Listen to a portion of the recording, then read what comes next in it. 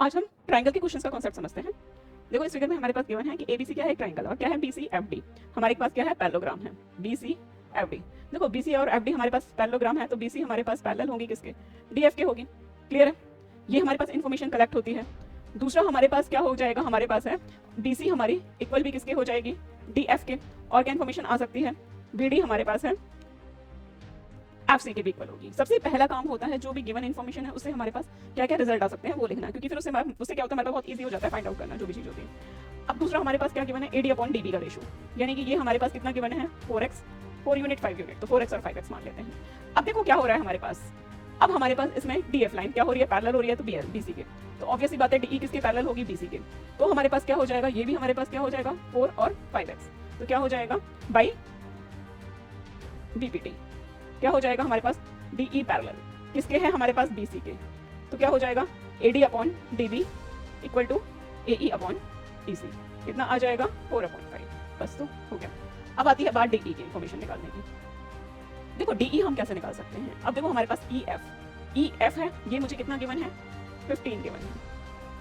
ठीक है, और क्या गिवन है, और मेरे पास कोई भी इन्फॉर्मेशन नहीं है मेरे पास, बट मुझे ये पता है बी से इक्वल टू क्या हो जाएगा, डीएफ के इक्वल होना ही होना है। अब हम एक चीज कर सकते हैं, डीई निकालने के लिए हमारे पास क्या होता है, ट्राइंगल एडीई एंड ट्राइंगल क्या ले लेते हैं, एबीसी, क्या करते हैं, सिमिलर कर सकते हैं, angle D equal to angle B, क्या हो जाएगा कॉरेस्पॉन्डिंग एंगल्स, और क्या हो सकता है एंगल ए क्या आ रहा है कॉमन, तो क्या हो रहा है हमारे पास ट्राइंगल एडीई सिमिलर किसके हो गया, ट्राइंगल एबीसी के। अगर ये ट्राइंगल सिमिलर है तो ऑब्वियसली बात है उनके क्या हो जाएंगे, साइड्स के रेशियो सेम हो जाएंगे। एडी अपॉन एबी किसके है, हमें किसकी इन्फॉर्मेशन चाहिए थी, डीई की, तो हमारे पास क्या हो जाएगा डीई अपॉन बीसी की।